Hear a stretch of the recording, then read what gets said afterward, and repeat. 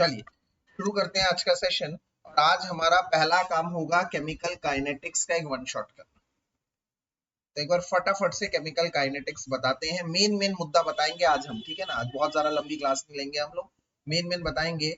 सबसे पहले हम लोग बताएंगे केमिकल काइनेटिक्स एक ऐसी ब्रांच है केमिस्ट्री की जो डील करता है रेट ऑफ रिएक्शन के साथ, रेट, स्पीड। तो ऐसी ब्रांच है केमिस्ट्री की जो रेट ऑफ रिएक्शन की बात करता है। मतलब रेट ऑफ रिएक्शन का मतलब क्या है? कोई रिएक्शन कितनी तेजी से हो रही है। अच्छा, कोई रिएक्शन कितनी तेजी से हो रही है ये आप कैसे पता करेंगे? एक लेम पर्सन, ले मैन कैसे पता करेगा कोई रिएक्शन कितनी तेजी से हो रहा है? तो पहले उसको समझना पड़ेगा रिएक्शन होती क्या है जिसमें रिएक्टेंट प्रोडक्ट में कन्वर्ट होता है। Reactant is converted into product. तो रेट ऑफ रिएक्शन मतलब ये कन्वर्जन कितनी तेजी से हो रहा है बेटा, ये कन्वर्जन कितनी तेजी से हो रहा है। तो इस कन्वर्जन में क्या हो रहा है? इस कन्वर्जन में रिएक्टेंट कम हो रहा है टाइम बाय टाइम और प्रोडक्ट अपीयर हो रहा है। तो reactant is disappearing, product is appearing. तो इसका मतलब रेट ऑफ रिएक्शन को कैसे एक्सप्रेस किया जाता है? रेट ऑफ रिएक्शन का मतलब होता है disappearance of reactant, disappearance of reactant, reactant का डिसअपियर होना जो बराबर होगा अपीयरेंस ऑफ प्रोडक्ट के। मतलब जितनी तेजी से रिएक्टेंट गायब होगा। अरे भाई ऐसा थोड़ी है कि रिएक्टेंट गायब हो गया प्रोडक्ट ही नहीं बना। तो रिएक्टेंट गायब होके गया कहां? Law of conservation of mass भी तो कोई चीज होती है ना। जितना रिएक्टेंट है उतना ही तो प्रोडक्ट बनेगा। अगर रिएक्टेंट 10 ग्राम था, प्रोडक्ट शुरू में 0 ग्राम था और धीरे धीरे करके रिएक्टेंट मान लो 2 ग्राम डिसअपियर हो गया, मतलब अब आपके पास 8 ग्राम रिएक्टेंट बचा है। तो लॉ ऑफ मास एक्शन के हिसाब से, law of conservation of mass के हिसाब से प्रोडक्ट आपका 2 ग्राम होना चाहिए ना। रिएक्टेंट अगर 2 ग्राम कम हो गया तो ऑब्वियसली प्रोडक्ट 2 ग्राम बढ़ गया। तो जितना भी रिएक्टेंट डिसअपियर होगा that will always be equal to appearance of product. So rate of disappearance of reactant is equal to appearance of product. अच्छा, ये जब भी रेट बोला जाता है ना, रेट मतलब change with respect to what? With respect to time. किसी भी चीज का चेंज होना विद रिस्पेक्ट टू टाइम कहलाता है रेट। तो यहां पर क्या चीज चेंज हो रही है? यहां पर समय के साथ क्या चीज चेंज हो रही है? यहां पर समय के साथ रिएक्टेंट की कॉन्सेंट्रेशन चेंज हो रही है। तो कॉन्सेंट्रेशन रिएक्टेंट की चेंज हो रही है with respect to change in time. Minus क्यों लगाया? क्योंकि ये डिसअपियर हो रहा है। क्योंकि रिएक्टेंट माइनस होगा तो मान लीजिए शुरू में 100 है, ये फाइनल है, इनिशियल रिएक्टेंट इनिशियल कितना है? 100। थोड़ी देर बाद 80 हो गया तो रिएक्टेंट फाइनल क्या हुआ? 80।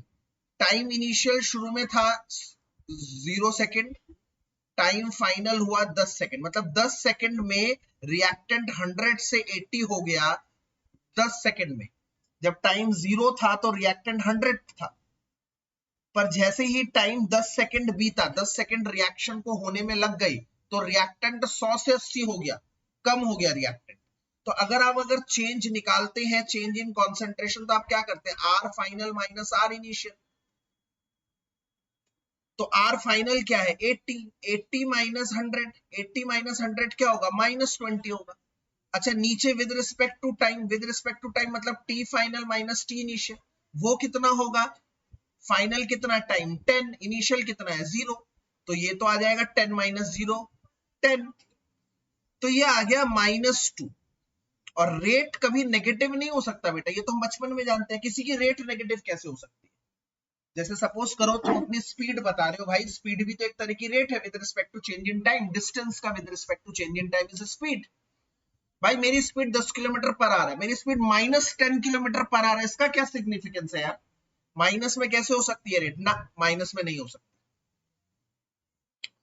तो नहीं हो सकती, तो इसलिए साइंटिस्ट ने क्या कहा कि जब भी आप रेट ऑफ रिएक्शन को रिएक्टेंट की टर्म्स में दिखाते हैं, एक काम करो उसके आगे एक माइनस लगा दो। क्यों माइनस लगा दो? क्योंकि वो हमेशा एक नेगेटिव आएगी। आप अपनी तरफ से एक नेगेटिव लगा दोगे, अंदर वाला भी नेगेटिव होगा, तो वो नेगेटिव नेगेटिव पॉजिटिव होगा, क्योंकि नेगेटिव रेट का कोई सिग्निफिकेंस नहीं होता। तो इसलिए जब भी डिसअपियरेंस रिएक्टेंट के टर्म्स में दिखाई जाती है नेगेटिव दिखाई जाती है, और ये प्रोडक्ट के टर्म्स में होगी तो ये होगी ये पॉजिटिव। तो ये हुआ रेट ऑफ रिएक्शन का एक बेसिक एग्जाम्पल। ये कहलाता है एवरेज रेट, ये कहलाता है एवरेज रेट। इसी तरह से एक रेट होती है जो बहुत छोटे समय के लिए लिया जाता है, बहुत छोटे समय के लिए रेट लिया जाता है, उसे कहते हैं इंस्टेंटेनियस रेट।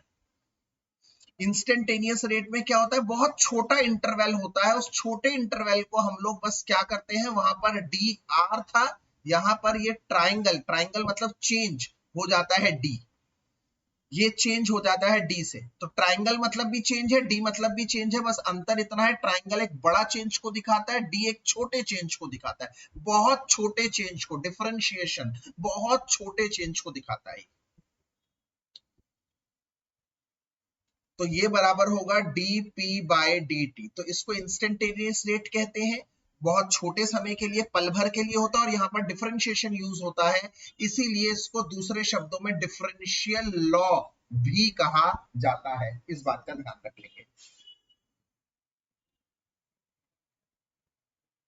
इस बात का ध्यान रखेंगे। एग्जाम्पल मैं दे सकता हूं, जैसे N2 plus 3H2 gives 2NH3। इसका मैं कहता हूं रेट एक्सप्रेस करो, रेट किसी के भी टर्म्स में एक्सप्रेस कर सकते हैं। तो अगर हम रेट एक्सप्रेस करते हैं तो रेट रिएक्शन डिफरेंशियल लॉ, तो N2 के रिस्पेक्ट से दिखाएंगे तो N2 एक रिएक्टेंट है, तो आप कहेंगे change in the concentration of N2 with respect to change in time. और नेगेटिव क्यों है, क्योंकि जब भी रिएक्टेंट के टर्म्स में दिखाई जाती है तो नेगेटिव आता है।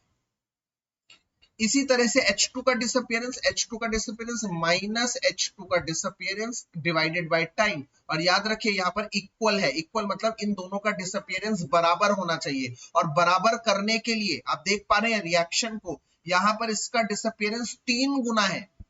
मतलब जब एक N2 रिएक्ट होता है तो एक साथ, मतलब एक N2 डिसअपियर होता है, एक N2 गायब होता है, तो उसके साथ एक साथ 3 हाइड्रोजन डिसअपियर हो जाते हैं। तो हाइड्रोजन का डिसअपियरेंस का रेट उसके 3 गुना ज्यादा है। तो क्योंकि हम यहाँ पर बराबरी का निशान लगा रहे हैं, तो यहाँ पर जो भी स्टोइशियोमेट्रिक कोएफिशिएंट होता है, मतलब उसके आगे जो भी लिखा होता है वो यहाँ पर डिवाइड में आ जाता है, तभी जाकर ये बराबर हो। क्योंकि हाइड्रोजन का, वैसे अगर मैं रिएक्शन के हिसाब से देखूं तो नाइट्रोजन के डिसअपियरेंस के मुकाबले हाइड्रोजन 3 गुना फास्ट डिसअपियर हो रहा है। तो हमें बराबर करने के लिए हमने जो भी उसके साथ स्टोइशियोमेट्रिक कोएफिशिएंट था, जो भी उसके साथ नंबर लिखा हुआ था, हमने उसको डाल दिया डिवाइड में।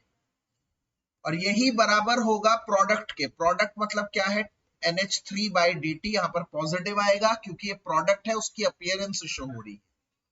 और दोबारा से बराबर करने के लिए यहाँ पर भी उसके स्टोइशियोमेट्रिक कोएफिशिएंट से हमें डिवाइड कर देना पड़ेगा। तो यहाँ पर एक कॉमन एरर बच्चा क्या करता है कि दो रिएक्टेंट के बीच में जब एक्सप्रेस करता है तो यहाँ पर प्लस लगा देता है। भाई साहब नहीं लगेगा प्लस, इक्वल टू का निशान लगेगा, क्योंकि डिसअपियरेंस सबके बराबर, इसका डिसअपियरेंस, इसका डिसअपियरेंस, इसका अपीयरेंस, ये सब बराबर है, ये rate of reaction.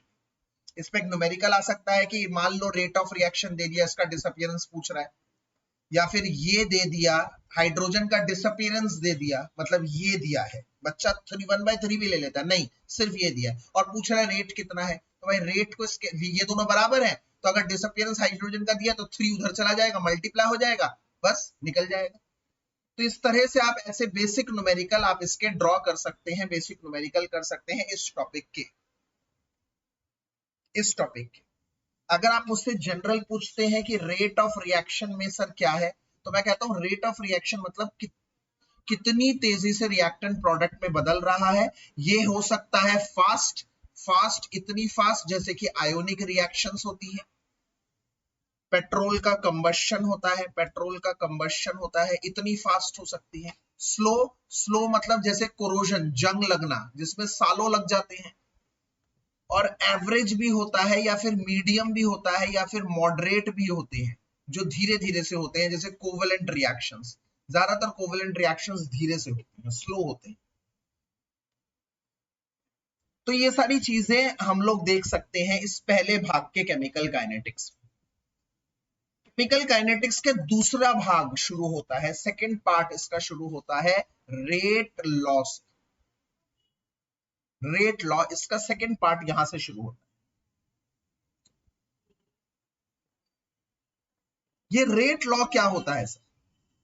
Rate law क्या है? सबसे पहले आपको बता दूं, रेट लॉ कोई रेट नहीं है, रेट लॉ कोई रेट नहीं है, सॉरी मैंने गलती से बोल दिया, रेट लॉ कोई लॉ नहीं है, ये बोलना था, मैंने गलती से रेट बोल दिया। रेट लॉ कोई लॉ नहीं है, मतलब कोई नियम नहीं है, एक स्टेटमेंट है। क्या स्टेटमेंट है, ये देखते हैं क्या स्टेटमेंट है। ये बताती है कि रिएक्शन का जो रेट है वो बेसिकली कॉन्सेंट्रेशन ऑफ रिएक्टेंट पे डिपेंड करता है। अगर मैं ये बोलूं ना आपको, इससे पहले ये बताऊं कि फैक्टर्स, ये पूछा जा सकता है question, factors affecting rate of reaction, मतलब रेट ऑफ रिएक्शन के कौन कौन से फैक्टर है जो अफेक्ट कर सकता है, ये एग्जाम में पूछने वाला क्वेश्चन है। तो पहला फैक्टर है कॉन्सेंट्रेशन ऑफ रिएक्टेंट, मतलब रिएक्टेंट कितना ज्यादा है, जितना ज्यादा रिएक्टेंट होगा उतना तेज रेट ऑफ रिएक्शन होगा, क्योंकि rate of reaction directly proportional होता है कॉन्सेंट्रेशन ऑफ रिएक्टेंट। जैसे जैसे रिएक्टेंट की कॉन्सेंट्रेशन बढ़ाओगे, रिएक्टेंट ज्यादा लोगे, रिएक्शन तेजी से होगी।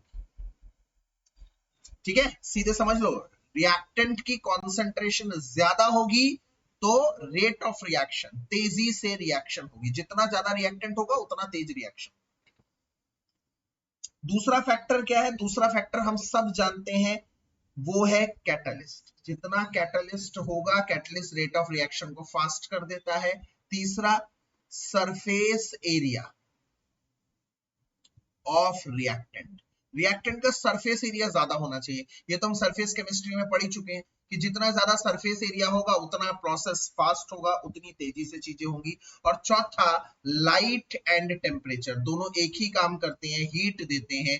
हीट देने से कोई रिएक्शन जल्दी होती है, क्योंकि रिएक्टेंट के बॉन्ड्स जल्दी से ब्रेक होते हैं, और रिएक्टेंट के बॉन्ड जितने जल्दी ब्रेक होंगे, प्रोडक्ट उतनी जल्दी बनेगा। तो ये चार मेन फैक्टर्स हैं रिएक्शन के रेट पर असर डालते हैं, रिएक्शन को तेज या रिएक्शन को स्लो कर सकते हैं। और इनमें सबसे इंपॉर्टेंट फैक्टर है ये वाला फैक्टर, कॉन्सेंट्रेशन ऑफ रिएक्टेंट। जी, हाँ जी, हाँ बिल्कुल, यू कैन। ये मेन चार हैं, अगर आपसे पूछा जाए तो आप चारों में ही आंसर दें। इसके अलावा मैं एक और चीज आप लोगों को बताना चाहता हूं, बेटा आप ना बोर्ड में आंसर की के हिसाब से आंसर लिखें। आंसर की बहुत ज्यादा पेचीदा आंसर्स नहीं करती, वो स्ट्रेट आंसर में करती है। तो ऐसे चीजें हम जानते हैं जो हमारी नॉलेज के लिए, पर हम तब भी कोशिश करें कि ऐसा कोई कॉम्पिटिटिव का तगड़ा कोई अपना कॉन्सेप्ट ना लगा दो उधर। वहां पर कितने जनों को समझाने जाओगे, कितने जनों के समझाने जाओगे, कितने टीचरों को समझाने जाओगे, वो आंसर की पे ज्यादा रिलाई करते हैं। तो focus on NCERT, focus on CBSE. तो कोशिश करें कि सिंपल शब्दों में समझाएं, ज्यादा हाई लेवल के कॉन्सेप्ट ना यूज करें, क्योंकि वो आएंगे ही नहीं। तो बेसिक्स को ज्यादा प्रेफर करिएगा, मेरा पॉइंट ये है। दूसरा क्या है, कन्वर्जन। कन्वर्जन में अगर आप लंबा तरीका अपना रहे हैं तो कोई दिक्कत नहीं है। अगर ए से बी बना रहे हैं, उसमें 3 स्टेप लग गए, 4 स्टेप लग गए, तो आप ऐसे कर सकते हैं। सी बन गया, मान लो इधर एक पहले नंबर पर ये डाल दिया, दूसरे नंबर पर ये डाल दिया, ऐसे ऐसे करके आप उसको छोटा कर दे। ठीक है, तीसरे नंबर पर ये डाल दिया, चौथे नंबर पर ये डाल दिया, डी बन गया, डी से बी बन गया। तो आप ऐसा यूज कर सकते हैं, इससे कोई दिक्कत वाली बात नहीं। पर कोशिश करें कि नंबर ऑफ स्टेप्स कम हो। ऐसा नहीं कि नंबर ऑफ स्टेप्स ज्यादा हो जाएंगे तो इतना हार्श कोई चेकिंग नहीं करता, टीचर इतना लिबरेट कर लेते हैं। ठीक है ना। अगला टॉपिक क्या है, रेट। ठीक है, रेट लॉ। इसके बाद अगला टॉपिक हमारा रेट लॉ है। रेट लॉ क्या कहता है कि rate of reaction is directly proportional, is directly proportional to the concentration of what, जल्दी बता दो, concentration of reactant raised to the power, raised to the power, yes, raised to the power with some value, with some value which may or may not be equal to the stoichiometric coefficient. याद है ना, raised to the power some value which may or may not be equal to their स्टोइशियोमेट्रिक coefficient, मतलब भाई साहब एक reaction है ए A B B, बन रहा है P C C D D. तो पहले तो मैं आपको बता दूं रेट ऑफ रिएक्शन का प्रोडक्ट से कोई सारोकार नहीं है। रेट ऑफ रिएक्शन सिर्फ डिपेंड करती है कॉन्सेंट्रेशन ऑफ रिएक्टेंट पर, पहली चीज।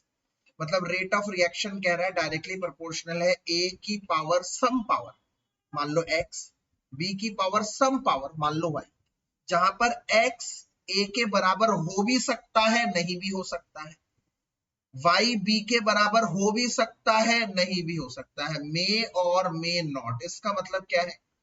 मे और मे नॉट भी। इसका मतलब क्या है? इसका मतलब यहां पर जो पावर ली गई है, पहले मैं बता दूं ये पावर क्या है, पावर क्या है और ये ए और बी क्या है, इनमें एक बार अंतर बता देता हूं। ये ए और बी है, ये ए और बी दिखा रहा है कि ए के कितने मॉलिक्यूल्स हैं और बी के कितने मॉलिक्यूल्स। तो दरअसल ये ए और बी दिखा रही है बेसिकली मॉलिक्यूलैरिटी। मॉलिक्यूलैरिटी मतलब कितने मॉलिक्यूल पार्टिसिपेट कर रहे हैं, एक साथ कोलाइड कर रहे हैं प्रोडक्ट बनाने। और दरअसल x और y यहां पर क्या दर्शा रहे हैं? यस, x और y यहां पर दिखा रहे हैं order of reaction. Order of reaction का मतलब उन मॉलिक्यूल में से एक्चुअल में कितना रेट ऑफ, कितने मॉलिक्यूल रेट ऑफ रिएक्शन में असर डालते हैं। मतलब सपोज करो मैंने दो मॉलिक्यूल्स ए के ले लिए, बट एक्चुअल में सिर्फ एक ही मॉलिक्यूल ए का रेट ऑफ रिएक्शन पे असर डाल रहा है। मतलब ए का एक मॉलिक्यूल ही रिएक्शन के रेट के लिए रिस्पॉन्सिबल है। मतलब रिएक्शन फास्ट होगी या स्लो होगी, ए का सिर्फ एक मॉलिक्यूल ही डिसाइड करता है, दूसरा मॉलिक्यूल स्यूडो मॉलिक्यूल हो गया यहाँ पर। मतलब उसकी जरूरत तो है बट वो यहाँ पर रेट ऑफ रिएक्शन पर कोई असर नहीं डाल रहा। स्यूडो मतलब फॉल्स। तो ऐसे ही कई रिएक्शंस हैं जिनमें कोई, मान लो जैसे बी यहाँ पर पूरा स्यूडो मॉलिक्यूल है, पूरा स्यूडो मॉलिक्यूल मतलब बी के बिना ये रिएक्शन नहीं होने वाली, बट बी जरूरी है रिएक्शन के लिए, यस, बट बी की कॉन्सेंट्रेशन का रेट ऑफ रिएक्शन पर कोई असर नहीं है। इसका मतलब अगर मैं बी की कॉन्सेंट्रेशन को बढ़ाता हूं या कम करता हूं, उससे मेरे रेट ऑफ रिएक्शन बढ़ता है या घटता है? नहीं, rate of reaction will remain same, rate of reaction पर कोई असर नहीं पड़ता। उनको हम स्यूडो मॉलिक्यूल कहते हैं। तो यहां पर स्यूडो मॉलिक्यूल नहीं लिए जाते basically. So what is the basic difference between molecularity and order of reaction? तो molecularity means the total number of molecules which are participating in any reaction and colliding simultaneously to produce product. And what is order of reaction? Order of reaction is the fraction of molecularity, fraction of molecularity, or the number or the power sum of the powers which shows कि हाँ इतने molecule actually में affects the rate of reaction. मतलब इनको change करने से rate of reaction में बदलाव आता है, रेट ऑफ रिएक्शन चेंज होता है। तो दरअसल मॉलिक्यूलैरिटी हुआ एक थ्योरेटिकल कॉन्सेप्ट और order of reaction practical concept, क्योंकि हम बिना प्रैक्टिकल किए कभी नहीं बता सकते कि क्या बी की कोई कॉन्सेंट्रेशन में, बी की कॉन्सेंट्रेशन चेंज करने में रेट ऑफ रिएक्शन चेंज हो रहा है या नहीं हो रहा। इसको प्रैक्टिकली ही करना पड़ेगा, देखकर हम नहीं बता सकते कि ये क्या स्यूडो मॉलिक्यूल है, क्या ये स्यूडो मॉलिक्यूल है, कि अगर मैंने 2A लिए हैं तो 2A में से दोनों A काम कर रहे हैं, या एक A काम कर रहा है या 0A काम कर रहा है, क्या है इनमें से ट्रू। मतलब A की कॉन्सेंट्रेशन डिपेंडेंट नहीं है, A की कॉन्सेंट्रेशन एक मोल डिपेंड करती है, ए की कॉन्सेंट्रेशन के दोनों मोल डिपेंड करते हैं। ये क्या है? तो ये तभी पता कर पाओगे ऑर्डर ऑफ रिएक्शन जब आपके पास प्रैक्टिकल डेटा है, आपके पास एक्सपेरिमेंटल डेटा है। इसका मतलब ऑर्डर ऑफ रिएक्शन एक एक्सपेरिमेंटल फैक्टर है। हम डिफरेंस भी बता रहे हैं दोनों में। मॉलिक्यूलैरिटी कभी जीरो नहीं हो सकती, क्योंकि ऐसा कभी नहीं हो सकता zero molecules are participating in the reaction, 0H2 participating in reaction, तो आप कहोगे वो रिएक्शन ही नहीं है। तो molecularity can never be zero और नेवर बी फ्रैक्शन। आधा मॉलिक्यूल कभी पार्टिसिपेट नहीं करेगा, भैया मॉलिक्यूल को तुम ब्लेड से काट नहीं सकते। बट यहाँ पर ऑर्डर ऑफ रिएक्शन जीरो भी हो सकती है, फ्रैक्शन भी हो सकती है। जीरो तब होगी जब वो स्यूडो मॉलिक्यूल होगा, हाफ तब होगा जब उसका half he rate of reaction पर असर डालता है, पूरा नहीं डालता। तो ऐसी कई चीजें हैं जो इनमें डिफरेंस करती है और एग्जाम में इंपॉर्टेंट है। तो बेसिकली फोकस करना कि मॉलिक्यूलैरिटी यूनिमॉलिक्यूलर हो सकता है जिसमें एक मॉलिक्यूल पार्टिसिपेट करता है, बाई मॉलिक्यूलर हो सकता है, ट्राई मॉलिक्यूलर हो सकता है, ऑर्डर ऑफ रिएक्शन 0 भी हो सकती है, 1 भी हो सकती है, 2 भी हो सकती है, 2 3 से ज्यादा नहीं होती ऑर्डर ऑफ रिएक्शन, हम ये मान के चलते। कैसे पता लगता है order? Where x plus Y is equals to what? Order of reaction. ये होती है order of reaction. Order of reaction दोनों तरह की रिएक्शंस के साथ चलता है। दोनों तरह की रिएक्शन मतलब रिएक्शन दो तरह के होते हैं। एक होते हैं सिंपल रिएक्शंस, उनको कहते हैं एलिमेंट्री रिएक्शन, और एक होते हैं कॉम्प्लेक्स रिएक्शन। एलिमेंट्री रिएक्शन वो रिएक्शन होती है जो हमें दिखती है कि एक स्टेप में हो रही है, और एक्चुअल में एक स्टेप में ही होती है, वो एक ही स्टेप में होती है। मतलब दिख रही है कि एक सिंगल स्टेप में हो रही है और असलियत में हो भी एक ही स्टेप में रही है, उनको हम कहते हैं एलिमेंट्री रिएक्शन। और कॉम्प्लेक्स रिएक्शन वो जो दिख तो हमें रही है सिंगल स्टेप में हो रही है, बट हो मल्टीपल स्टेप में रही है, इसमें बड़े सारे स्टेप्स होते हैं, इसमें बड़े सारे स्टेप्स होते हैं। कॉम्प्लेक्स रिएक्शन में बड़े सारे स्टेप्स होते हैं, एलिमेंट्री रिएक्शन सिंगल स्टेप में होती है। तो कॉम्प्लेक्स रिएक्शन बड़े सारे स्टेप में होती है, जैसे मान लो एक स्टेप, दो स्टेप, तीन स्टेप, हर स्टेप का एक ऑर्डर होगा, हर स्टेप का एक ऑर्डर होगा। दोबारा सुन लीजिए मेरी इस बात को, केमिकल रिएक्शन दो तरह की होती है। एक होती है एलिमेंट्री रिएक्शन जो दिखती है सिंगल स्टेप में और एक्चुअल में होती भी सिंगल स्टेप में, single step reaction. Complex reaction वो होती है जो एक से अधिक स्टेप में होती है। अगर एक से अधिक स्टेप में होती है तो हर स्टेप का अपना एक ऑर्डर होता होगा। ऑर्डर मतलब हर रिएक्शन में कितने मॉलिक्यूल पार्टिसिपेट कर रहे हैं, रेट ऑफ रिएक्शन पे असर डाल रहे हैं, हर स्टेप का एक ऑर्डर होगा। जैसे मान लो इस स्टेप का ऑर्डर 1 है, इस स्टेप का ऑर्डर 2 है, इस स्टेप का ऑर्डर 1 है, हर स्टेप का अपना ऑर्डर है, स्टेप 1, स्टेप 2, स्टेप 3। तो इस केस में किस स्टेप का ऑर्डर ओवरऑल रिएक्शन का ऑर्डर होगा, ये हमें कैसे पता लगेगा? तो हमें उधर देखना पड़ेगा rate determining step. Rate determining step कौन सा होता है? जो स्लोएस्ट स्टेप होता है। तो हम उन स्टेप्स में चेक करते हैं कौन सा स्टेप सबसे धीरे हो रहा है। मान लो ये स्टेप सबसे धीरे हो रहा है तो पूरी रिएक्शन का ऑर्डर 2 होगा, या ये रिएक्शन धीरे हो रहा है तो पूरे रिएक्शन का ऑर्डर 1 होगा। सो इट डिपेंड्स कि कौन सा रिएक्शन आरडीएस है, रेट डिटरमाइनिंग स्टेप है। और रेट डिटरमाइनिंग स्टेप कौन सा होता है? जो उन सारे स्टेप्स में जो सबसे स्लोएस्ट स्टेप होता है, रेट डिटरमाइनिंग स्टेप। हाँ जी, नहीं, हाँ, ये सब आपसे पूछा नहीं जाएगा, थ्योरेटिकल पूछा जाएगा बस। ओके,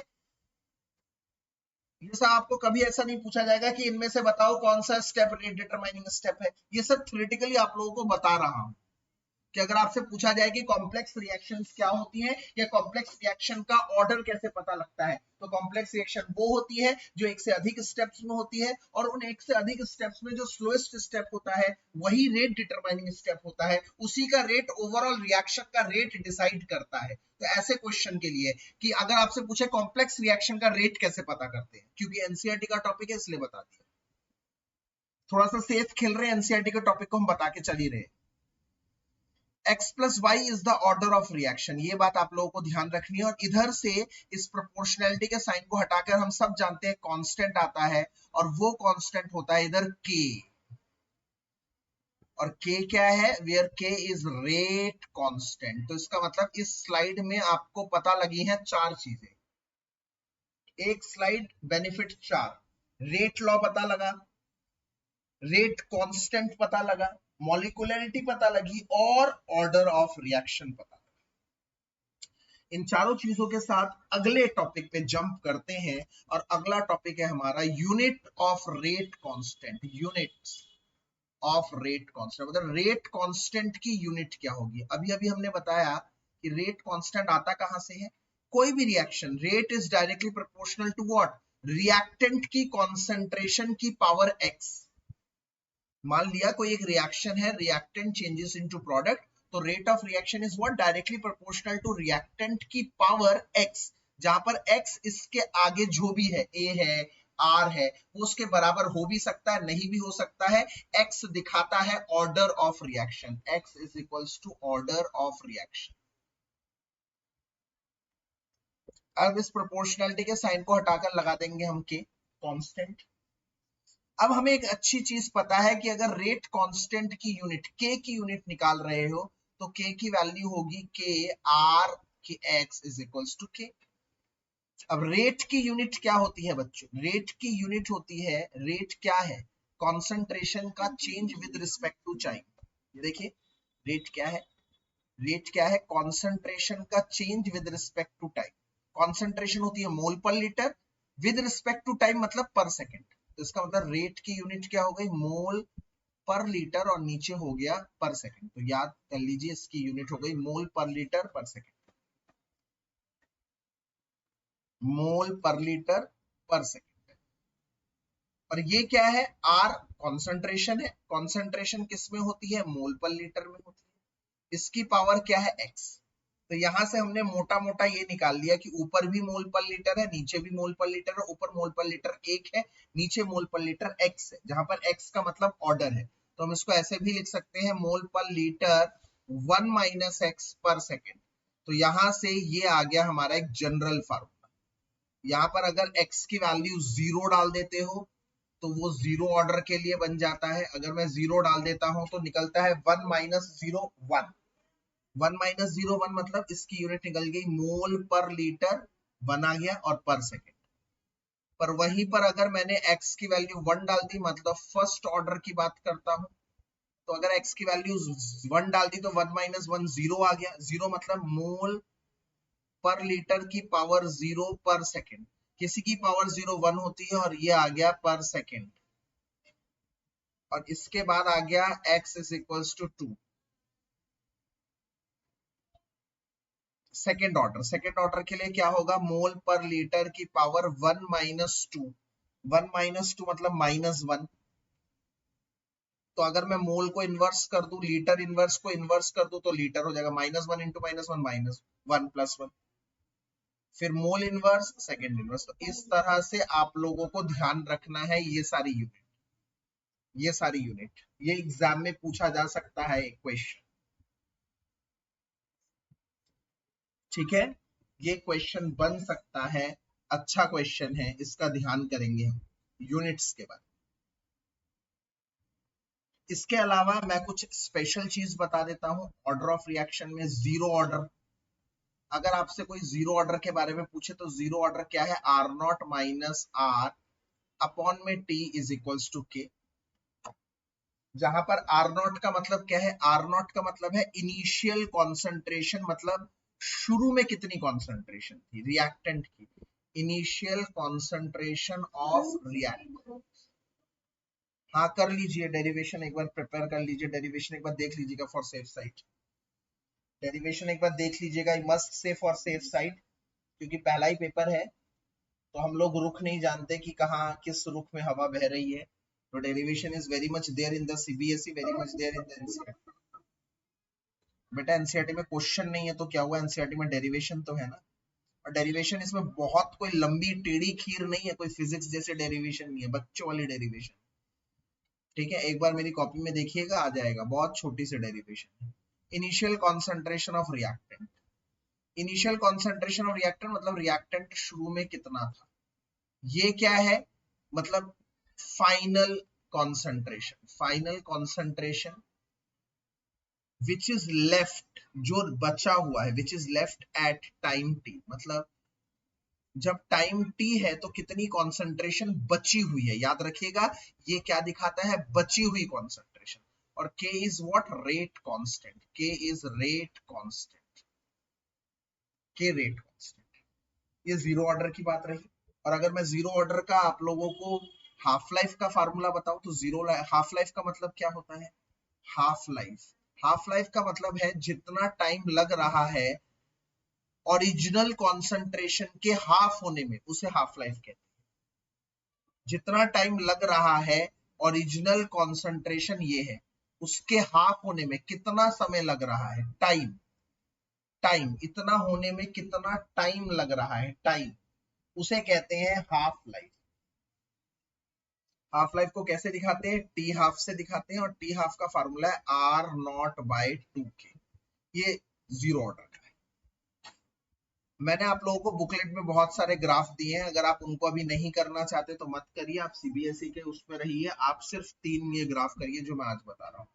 पहला ग्राफ क्या है, अगर मैं इधर बनाऊं आर और इधर बनाऊं टी, तो हमें पता है क्या होता है भाई साहब, रिएक्टेंट की कॉन्सेंट्रेशन टाइम के साथ घटती है, ये घट रही है, ये इसका इंटरसेप्ट है, इंटरसेप्ट क्या दिखाता है, मैक्सिमम वैल्यू दिखाता है, जो मैक्सिमम वैल्यू थी आर नॉट जब टाइम 0 था, मैक्सिमम वैल्यू थे और समय के साथ ये घट रहा है। इसका स्लोप क्या दिखाता है पूछेगा तो इसका स्लोप है माइनस, नीचे की तरफ जा रहा है तो माइनस के। तो ये सारी चीजें आप लोगों के सामने है जीरो ऑर्डर का। वैसे जीरो ऑर्डर के आने के चांसेस बहुत कम है, हम लोग दाव खेल रहे हैं इसमें फर्स्ट ऑर्डर के आने के, फर्स्ट ऑर्डर का ही क्वेश्चन आएगा, हम लोग इस पर थोड़ा सा दाव खेल रहे हैं। तो ये दो फार्मूले और ये ग्राफ। अच्छा मैं कुछ एग्जाम्पल जरूर बताऊं। हाँ जी बेटा बिल्कुल ठीक है। अगर मैं इसके एग्जाम्पल जरूर बताना चाहता हूँ, ये चीज मुझे इंपॉर्टेंट लगती है। एग्जाम्पल क्या है, जैसे आप लोगों को पता है NH3 का डिकम्पोजिशन मेटल सरफेस पर, मेटल सरफेस पर जैसे पीटी पर हुआ या गोल्ड पर हुआ, N2 मिल रहा है, H2 मिल रहा है, जीरो ऑर्डर। जीरो ऑर्डर का मतलब यहाँ पर ये मॉलिक्यूल स्यूडो मॉलिक्यूल, ठीक है ना, ये ध्यान रखना। मतलब कोई भी मॉलिक्यूल रेट ऑफ रिएक्शन पर असर नहीं डालता। इसके अलावा 2HI है, HI का डिकम्पोजिशन होता है गोल्ड सरफेस पर। क्या कह रहे हैं बेटा?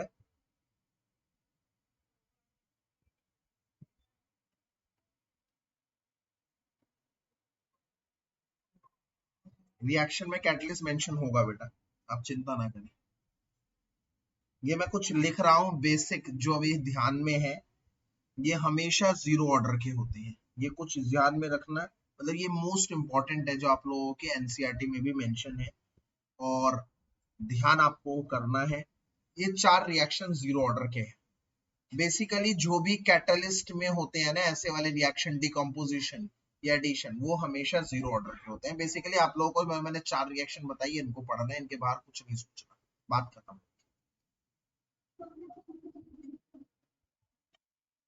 हाँ बेटा एग्जैक्टली, तभी ये जीरो ऑर्डर रिएक्शन। इसके बाद अगले दौर पे चलते हैं first order reaction. First order reaction का मतलब है जहां पर एक बार रिएक्टेंट को एक बार चेंज करेंगे तो कॉन्सेंट्रेशन एक बार चेंज होगी, रिएक्टेंट को दो बार चेंज करेंगे तो प्रोडक्ट भी दो बार चेंज होगा, डबल। रिएक्टेंट को डबल कर दूंगा तो प्रोडक्ट भी डबल हो जाएगा। पर अगर मान लो ऐसा कर दिया मैंने, रिएक्टेंट को डबल कर दिया और प्रोडक्ट 4 गुना हो गया, तो इसका ऑर्डर ऑफ रिएक्शन क्या हुआ? 2 हो गया, क्योंकि इसको एक बार बढ़ाने पर ये डबल हो गया। ठीक है, तो अगर मैंने रिएक्टेंट को डबल किया और प्रोडक्ट भी डबल आया तो इधर हमें मिलता है फर्स्ट ऑर्डर रिएक्शन, ये होता है फर्स्ट ऑर्डर रिएक्शन। और अगर मैंने रिएक्टेंट को डबल कर दिया, प्रोडक्ट सेम रहा, नो चेंज, तो वो जीरो ऑर्डर रिएक्शन। ठीक है, तो फर्स्ट ऑर्डर रिएक्शन के लिए सबसे पहले आप लोगों को फार्मूला तैयार करना है, फार्मूला आप लोगों को लर्न करना है। यही फार्मूला आएगा, मैं इस पे स्टार मार, K is equals to 2.303 upon में T log R not upon में R। यहाँ पर सारी चीजें आपको पता है कौन सी चीज क्या है, log की सारी वैल्यूज वो देगा, बिल्कुल बेफिक्र रहिए। log 10 होता है 1, log 1 होता है 0, बस ये दो बातें ध्यान रखिए। और किसी log की वैल्यूज को लर्न करने की जरूरत नहीं है, वो log देगा क्वेश्चन पेपर में किसी भी सूरत हाल। इसके अलावा इसका हाफ लाइफ क्या होता है? इसका हाफ लाइफ होता है टी हाफ होता है 0.693 अपॉन में। इसके हाफ लाइफ में एक बड़ा इंटरेस्टिंग सा फैक्ट जुड़ा हुआ है। क्या है वो इंटरेस्टिंग सा फैक्ट? कि इसके हाफ लाइफ में आर नॉट नहीं है। देखो ये हाफ लाइफ इनिशियल कॉन्सेंट्रेशन पे डिपेंड करता है, मतलब इनिशियल कॉन्सेंट्रेशन के डायरेक्टली प्रोपोर्शनल है। इनिशियल कॉन्सेंट्रेशन बढ़ाऊंगा या कम करूंगा तो हाफ लाइफ बढ़ेगी या कम होगी। पर यहाँ पर आप देख सकते हैं, यहाँ पर कहानी में ट्विस्ट है, यहाँ पर हाफ लाइफ एक कांस्टेंट वैल्यू है, क्योंकि ऊपर न्यूमरेटर भी कांस्टेंट है, नीचे वाला भी रेट कांस्टेंट है, मतलब ये कभी चेंज नहीं होते, ये इनिशियल कॉन्सेंट्रेशन पे डिपेंड नहीं करते। Half life of first order is independent to the initial concentration। इसकी वजह से ही सारे रेडियो एक्टिव डिकेज जो होते हैं, रेडियो एक्टिव डिकेज जो भी होते हैं आर फर्स्ट ऑर्डर, क्योंकि वो भी इनिशियल कॉन्सेंट्रेशन पे डिपेंड नहीं करते, आर फर्स्ट ऑर्डर। जैसे एक पेड़ के अंदर कार्बन 14 पाया गया है, रेडियो एक्टिव एलिमेंट पाया गया, तो वो फर्स्ट ऑर्डर, क्योंकि इनिशियल कॉन्सेंट्रेशन पे डिपेंड ही नहीं करता ये हाफ लाइफ इसका।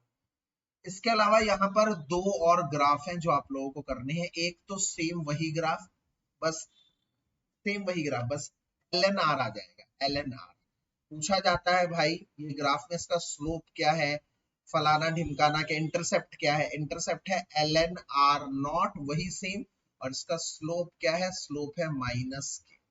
और अगर मैं ग्राफ को थोड़ा सा चेंज करके यहाँ पर बना दूं log r naught by r, यहाँ पर बनाओ और यहाँ पर टाइम बनाओ, तो इसका ग्राफ 0 से शुरू होता है, याद करिएगा ऐसे शुरू होता है इसका ग्राफ, और इसका स्लोप क्या है, स्लोप पॉजिटिव है k अपॉन 2.303।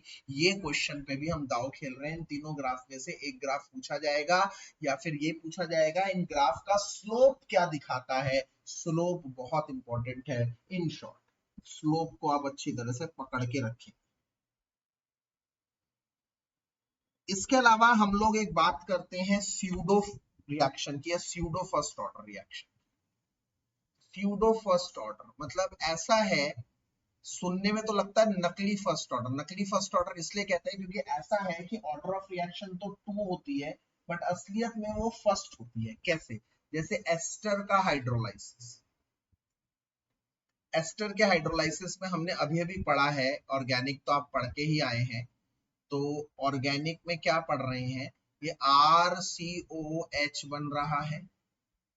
और ये जो बच्चे कह रहे हैं ना हम ऑर्गेनिक में कंफ्यूज हो रहे हैं या न्यूमेरिकल में कंफ्यूज हो रहे हैं ना, भैया 4 ऑर्गेनिक के चैप्टर थे, 7 ऑर्गेनिक के चैप्टर हैं बुक 2 में, इसमें से 2 आ रहे हैं। क्या कंफ्यूज हो रहे हो तुम लोग? 12th में हो, सब 15-16 साल के हो गए तुम लोग, क्या कंफ्यूज हो रहे हो 2 चैप्टर में? क्या क्या चाहते हो? एक चैप्टर दे पेपर में, एक चैप्टर ऑर्गेनिक का है, क्या चाहते हो बताओ? अब एक तो नहीं कर सकते ना, 2 ऑर्गेनिक के चैप्टर हैं, 2 फिजिकल के चैप्टर है, भाई क्या करें, एक चैप्टर दे दे क्या? आप लोग खुद समझो, टोटल में ऑर्गेनिक में 7 है जिसमें से आ रहे हैं 2, इनऑर्गेनिक में 4 है जिसमें से आ रहे हैं 2, फिजिकल में 5 है इसमें से आ रहे हैं 3।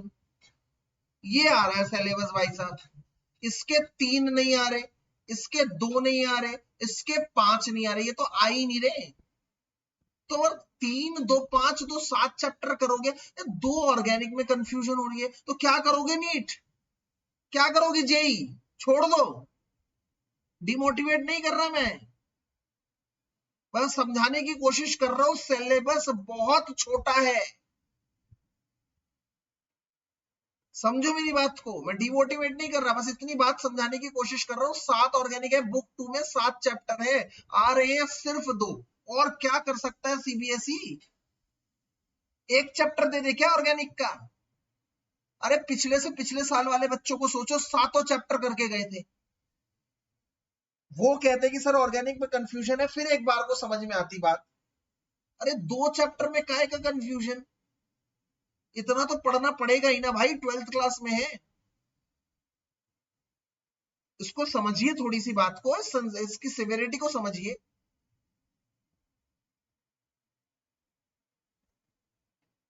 स्यूडो फर्स्ट ऑर्डर रिएक्शन, इसमें वाटर, इसमें लग क्या रहा है हम लोगों को, लग जिसमें भी वाटर आए ना, वाटर हमेशा स्यूडो मॉलिक्यूल होता है, वाटर हमेशा स्यूडो मॉलिक्यूल होता है। इसका मतलब वाटर जिस भी रिएक्शन में रहे आप पता कर दो, हाँ भाई ये रिएक्शन में होना तो जरूरी है। हाइड्रोलाइसिस, पानी जरूरी है क्योंकि पानी के बिना रिएक्शन होगी नहीं, बट पानी की कॉन्सेंट्रेशन का रेट ऑफ रिएक्शन पर कोई असर नहीं है, पानी बढ़ाओ या कम करो रेट ऑफ रिएक्शन पर कोई असर नहीं पड़ता, ये स्यूडो मॉलिक्यूल है। तो दरअसल सिर्फ एक ही मॉलिक्यूल रेट ऑफ रिएक्शन पर असर डालता है, एक ही मॉलिक्यूल रिस्पॉन्सिबल है रेट ऑफ रिएक्शन पर असर डालने के। बस गिने चुने टॉपिक थे, केमिकल काइनेटिक इज डन। इसके अलावा केमिकल काइनेटिक में कुछ नहीं है। मैं केमिकल काइनेटिक के कुछ न्यूमेरिकल करके अभी दिखा रहा हूं आप लोगों को, 2-3 न्यूमेरिकल कराऊंगा बस, ताकि आप लोगों को एक बस आइडिया हो जाए, उसके बाद मैं सीधे अमाइंस में भी जाऊंगा। तो ध्यान से सुनते रहिएगा। केमिकल काइनेटिक में के की यूनिट क्या होगी बेटा, खुद अपना दिमाग लगाइए, वही होगा, क्योंकि इसमें तो कोई यूनिट का कुछ रोल ही नहीं है ना, सिर्फ जो फर्स्ट ऑर्डर का होगा वही होगा, ठीक है। स्यूडो फर्स्ट ऑर्डर का क्या है? फर्क इतना है कि फर्स्ट ऑर्डर में सिर्फ एक ही मॉलिक्यूल पार्टिसिपेट करता है, उसकी मॉलिक्यूलरिटी भी 1 होती है और उसका ऑर्डर ऑफ रिएक्शन भी 1 होता है। स्यूडो फर्स्ट ऑर्डर की मॉलिक्यूलरिटी 2 होती है, ऑर्डर ऑफ रिएक्शन 1 होता है, क्योंकि उसमें एक मॉलिक्यूल 0 ऑर्डर का होता है, एक मॉलिक्यूल स्यूडो मॉलिक्यूल का होता है। बस इतना अंतर होता है, उसमें एक मॉलिक्यूल का कोई रेट ऑफ रिएक्शन पर असर नहीं होता। इसका एक क्वेश्चन है, मैं अगर बैक एक्सरसाइज में जाऊं, कुछ इंपॉर्टेंट क्वेश्चन की बात करूं, तो एक क्वेश्चन ये है, मैं यहां से शुरू करता हूं, क्वेश्चन नंबर 4.9 से, बैक एक्सरसाइज का क्वेश्चन नंबर 4.9। मैं मोटा मोटा 5-6 क्वेश्चन बैक एक्सरसाइज के अभी निपटा दूंगा, ताकि केमिकल काइनेटिक भी पूरा वन शॉट में आ जाए हमारा। एक चीज जो हो रही है वो तो पूरी हो। केमिकल काइनेटिक में 4.9 क्वेश्चन में आप लोग एनसीईआरटी खोल सकते हैं, बैक एक्सरसाइज की कह रहा है reaction is first order with respect to A. Reaction is first order with respect to A. First order मतलब rate of reaction is equal to K, A की पावर हो गई 1। Second order with respect to B, B की power हो गई 2। अब अगर कह रहा है इसका डिफरेंशियल रेट लिखना है, तो डिफरेंशियल रेट आप जानते हैं minus D A by D T लिखेंगे, और इधर minus 1/2 D B by D T लिखेंगे, क्योंकि आप अच्छी तरह से जानते हैं जो भी इधर होता है वो इधर 1/2 हो जाता है डिफरेंशियल रेट में।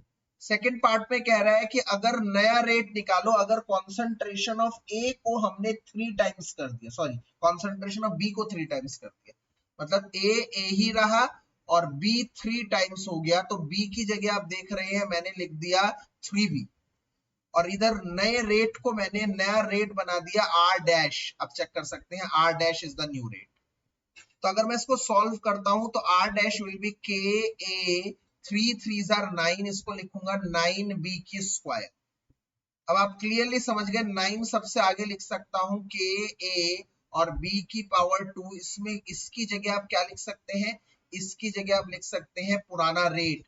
तो नया rate will be 9 times of पुराना रेट। इस केस ऐसा कुछ भी चेंज आता है तो हम कर सकते हैं। ये क्वेश्चन सीधे सीबीएसई में आ रखा है, इसलिए इस क्वेश्चन की वेटेज ज्यादा है, ध्यान रखना। अगले पार्ट में कह रहा how is the rate affected when the concentration of both A and B are doubled. A और बी दोनों को डबल कर दिया, तो नया रेट डबल डैश हो गया, ए की जगह आ गया 2a और बी की जगह आ गया 2b। एक बात को समझ लीजिए, यहाँ पर हाफ भी हो सकता है, एक हाफ हो जाए, एक डबल कर दे, जैसा क्वेश्चन में कहे वैसा आप लोगों को अप्लाई करना है। तो rate double dash will be 2 2s are 4 4 2s are 8 8 k times of a और b टाइम्स का स्क्वायर। ये चीज का ध्यान कर लीजिए। और इसमें इस पुरानी चीज ये क्या है, पुराना रेट, तो यहां पर 8 टाइम्स ऑफ न्यू रेट हो जाएगा। ये आप ध्यान करिए 4.9 क्वेश्चन। इसके अलावा 4.10 क्वेश्चन भी आप लोगों को करना है, इसका अच्छा क्वेश्चन है। यहाँ पर एक टेबल दे रखी है कि जब A की कॉन्सेंट्रेशन होगी 0.2 0.2 0.4, A की कॉन्सेंट्रेशन 0.2 होगी और B की कॉन्सेंट्रेशन 0.3 होगी, तो कह रहा है रेट ऑफ रिएक्शन होगा 5.07 इंटू 10 की पावर -5।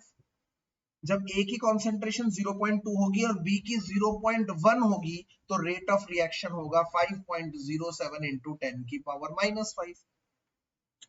जब A की कॉन्सेंट्रेशन 0.4 होगी और B की कॉन्सेंट्रेशन 0.05 होगी, तो रेट ऑफ रिएक्शन होगा 1.43 इंटू 10 की पावर -4। इस तरह से डेटा दे रखे हैं 3 एक्सपेरिमेंट के। ये पहला एक्सपेरिमेंट है, ये दूसरा एक्सपेरिमेंट है और ये तीसरा एक्सपेरिमेंट। तो हम लोग क्या करने वाले हैं, क्वेश्चन में पूछ रहा है ए और बी का ऑर्डर निकालो, तो लेट कर लिया हमने order with respect to A is X and with respect to B is Y। तो इसका रेट ऑफ रिएक्शन क्या होगा, K A की पावर X और B की पावर Y, इतना आ जाएगा। अब हम क्या करने वाले हैं, बारी बारी से एक एक एक्सपेरिमेंट की सारी वैल्यूज इसमें डालें। एक एक एक्सपेरिमेंट की सारी वैल्यूज का मतलब क्या हुआ, जैसे सबसे पहले एक्सपेरिमेंट 1 में रेट ऑफ रिएक्शन कितना है 5.07 इंटू 10 की पावर -5 के। ए कितना है, ए है रेट ये है, ए है 0.2, डाल दिया 0.2 ए की जगह, पावर एक्स, फिर बी कितना है 0.3, 0.3 पावर कितनी है वाई, डाल दिया। ये क्वेश्चन नंबर 1। इसी तरह से एक्सपेरिमेंट नंबर 2 को नोटिस करिएगा। एक्सपेरिमेंट नंबर 2 में कितना है रेट, वही सेम 5.07 इंटू 10 की power -5 is equal to K. A की कॉन्सेंट्रेशन कितनी है 0.2 और बी की कॉन्सेंट्रेशन कितनी है 0.1। इसी तरह से एक्सपेरिमेंट 3 को नोटिस करेगा। एक्सपेरिमेंट 3 में कितनी है कॉन्सेंट्रेशन 1.43 इंटू 10 की पावर -4। अब मैंने इसको ना सब 10 की पावर -5 इसको भी -5 कर दिया अपनी तरफ से। अगर मैं -5 करूंगा तो ये 1.43 बन जाएगा 14.3, मतलब पॉइंट इधर आ जाएगा, माइनस की एक पावर बढ़ जाएगी। इधर के ए कितना है, यहाँ पर ए है 0.4 की पावर x और b कितना है 0.05 की पावर। ये 3 इक्वेशंस। अब हम लोगों को क्या करना है ना भाई, किन्हीं 2 इक्वेशन को सेलेक्ट करो जिसमें एक वैल्यू सेम हो ताकि कट जाए। तो मैं पहली और दूसरी को चुनूंगा। 1 और 2 को क्यों चुनूंगा, क्योंकि 1 और 2 में देखो भाई मैं डिवाइड अगर करूंगा, ऑन डिवाइडिंग 1 एंड 2, तो एक बात बताओ, जब 1 और 2 को डिवाइड करूंगा भाई साहब, तो ये तो इससे कट जाएगा, तो इधर क्या आ गया 1, ये इससे कट गया भाई साहब, इधर भी आ गया 1, इधर आ गया 0.3 की पावर y और नीचे 0.1 की पावर y। तो मतलब 1 बराबर पॉइंट से पॉइंट कट गया, 3 अपॉन में 1 मतलब 3 की पावर y। अब ये सॉल्व कैसे होगा, बेस तो सेम नहीं है। तो बेस सेम बनाने के लिए आपको पता है 1 क्या होता है, किसी की भी पावर 0 1 होता है, किसी की भी पावर 0 1 होता है। तो मैंने 3 की पावर 0 ले लिया क्योंकि बेस सेम बनाना था, और यहां से y की वैल्यू 0 आ गई। इसका मतलब b के रिस्पेक्ट से जो ऑर्डर है वो है 0, b के रिस्पेक्ट से जो ऑर्डर आ रहा है बच्चों वो है 0। अब आप कहोगे सर, मैं कहूंगा अब दो रिएक्शन को डिवाइड करो। अब तुम कहोगे सर 1 और 3 को करें या 2 और 3 को करें। मैंने कहा गुड क्वेश्चन। मैंने कहा देखो जिसमें यहाँ पे ए कट रहा था ना, तो जिसमें बी कटे। तो तुम कहोगे सर बी तो किसी में कट ही नहीं रहा, तीनों अलग अलग हैं। तो मैंने कहा कोई बात नहीं, बी की वैसे भी मुझे नहीं पड़ी। क्यों, क्योंकि बी की पावर तो वाई है। इधर देखो सबकी पावर वाई है, जब सबकी पावर 0 डालूंगा, वाई की वैल्यू 0, तो ये तीनों 1 हो जाएंगे, मतलब तीनों का वैसे भी कोई अस्तित्व ही नहीं है। तो आप, हाँ जी बताएं। मैं ये कह रहा हूं बेटा कि अगर y की वैल्यू 0 आ गई है, y की वैल्यू अगर 0 है, तो यहां पर मैं तीनों इक्वेशन में अगर y की वैल्यू 0 डालूं तो ये 1 हो जाएगा। मतलब इधर ये तीनों कट ही गए, 1 1 1 हो गए, तो कट ही गए। तो अब मैं इसको देखूंगा ही नहीं, सिर्फ a है मेरे पास। तो मैं चाहूं तो सेकंड और थर्ड को या फर्स्ट और थर्ड को डिवाइड कर सकता हूं। तो अगर मैं on dividing second and third, second और थर्ड को डिवाइड कर, थर्ड की रकम बड़ी है 14.3 है, इसलिए मैंने इसको ऊपर रखा। 14.3 इंटू 10 की पावर -5 अपॉन में 5.07 इंटू 10 की पावर -5। इधर k से k कट जाएगा, 0.4 ऊपर आएगा की पावर x और 0.2 की पावर x। अब आप इतने समझदार हैं कि यहां से ये कट जाएगा, आप जानते हैं।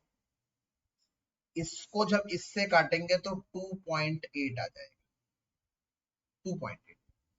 पॉइंट से पॉइंट कटेगा, 4 1 4, 2 1 2, 2 2 4, तो 2 की पावर x आ जाएगी। अब इसको सॉल्व कैसे किया जाए, बेस सेम बनाने के लिए मैं आपको ट्रिक बताता हूं। इसमें से 2 कॉमन ले लो, 2 हटा दो, तो 2 इंटू 1.4 बन जाएगा। बेस सेम बनाने के लिए मैंने इसमें से 2 निकाल दिया, 2.8 में से 2 हटा दोगे तो 1.4 बचे। और आपको अच्छी तरह से पता है ये 1.4 रूट 2 की वैल्यू होती है, सारा 2 में आ गया ना।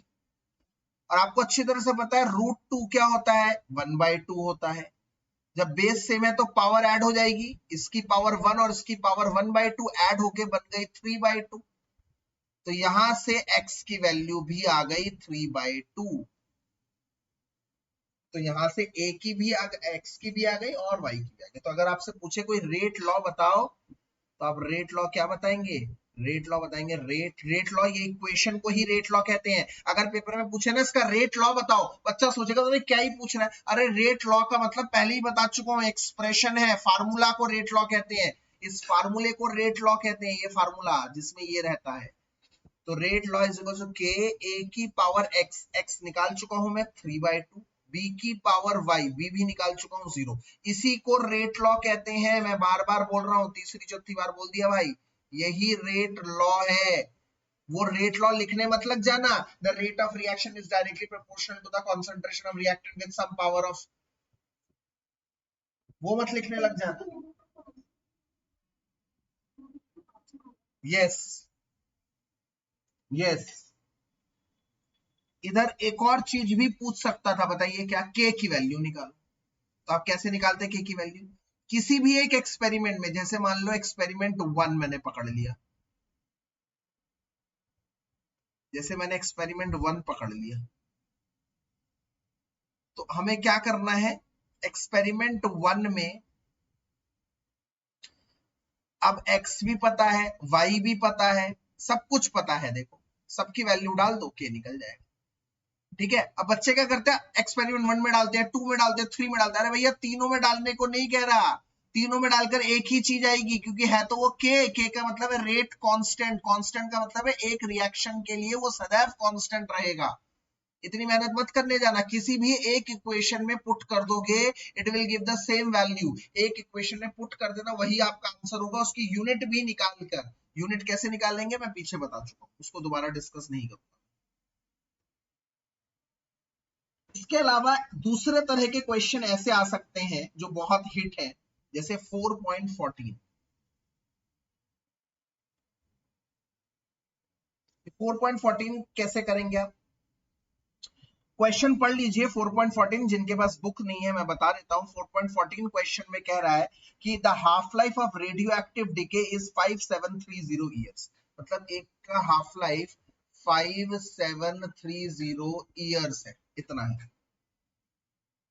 An archaeological artifact containing wood had only 80%।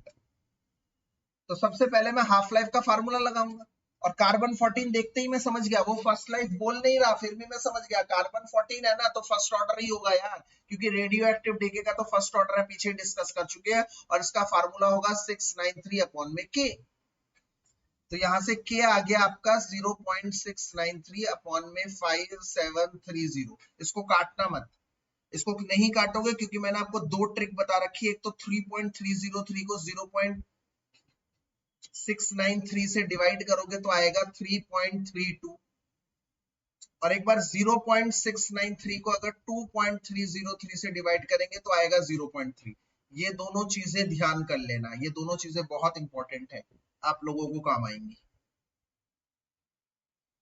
तो मैं इसको नहीं काट रहा, मैं मेन फार्मूले में लगा रहा हूं। मेन फार्मूला क्या है? मेन फार्मूला है k is equals to 2.303 upon में t log r0 अपॉन में r। इधर लिखोगे नाउ। अब k की वैल्यू कितनी है? 0.693 अपॉन में 5730 इज इक्वल्स टू 2.303 अपॉन में टाइम आपको निकालना है log r0, तो एज इट इज रहेगा। r का मतलब क्या है? r का मतलब बार बार कह चुका हूं, लेफ्ट कितना बचा है, लेफ्ट। क्वेश्चन में क्लियरली कह रहा है the artifact containing wood had only 80%। 80% बचा है। अगर कहता है 80% डीके, तो लेफ्ट कितना होता? 20%। पर कह रहा है 80% लेफ्ट, मतलब सीधे सीधे कह रहा है कि 80% बचा है। 80% ऑफ किसका? शुरुआत का बचा है, R0 का बचा है। हमेशा याद रखना, जो बचा होता है वो शुरुआत का बता होता है, तो R0 का 80% बचा है।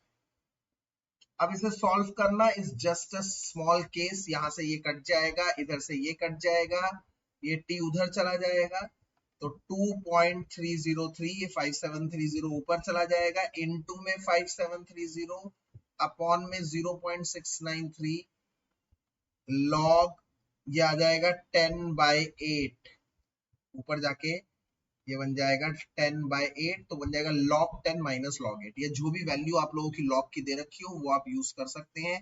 इसको आप काट सकते हैं कैसे मैंने बता दिया 3.32 आ रहा है 3.32 को 5730 से मल्टीप्लाई करके जो भी आंसर आएगा उसको कर देंगे। ऐसे क्वेश्चनों में आपको एक चीज और ध्यान रखनी है बहुत क्या कि डिजिट में डेसिमल के बाद 2 डिजिट लगाए कम से कम 2 डिजिट डेसिमल के बाद कम से कम 2 डिजिट।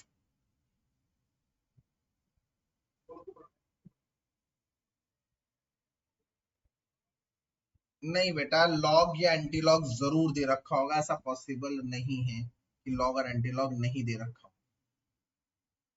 पूरा आंसर निकालेंगे आप, नहीं तो नंबर कटेंगे। वो आएंगी इसका मतलब आप कुछ ना कुछ गलती कर रहे हैं, बोर्ड में ऐसा नहीं होगा, मेक श्योर करिए बोर्ड में ऐसा नहीं होगा। हाँ जरूर इसको अगर ऐसा होगा कि log 10 माइनस log 8 ले ला बच्चा और ये log 10 की 1 है और log 8 की वैल्यू नहीं है और तुम सोचो भैया log 8 की नहीं है उसने तो पेपर में नहीं दी, तो यहाँ पर आप लोगों की गलती है ना बेटा, यहाँ पर आप लोगों की गलती है। क्यों आप लोगों की गलती मैं बोल रहा हूँ क्योंकि उसने मान लो पेपर में दे रखा है log 1.25 की वैल्यू दे रखी है, तो वो तो सीधे कह रहा है ना तुम इसको ऐसा कर क्यों रहे हो, मत करो ऐसा, इसको इससे काटोगे तो 1.25 आएगा, तो log 1.25 की वैल्यू ये।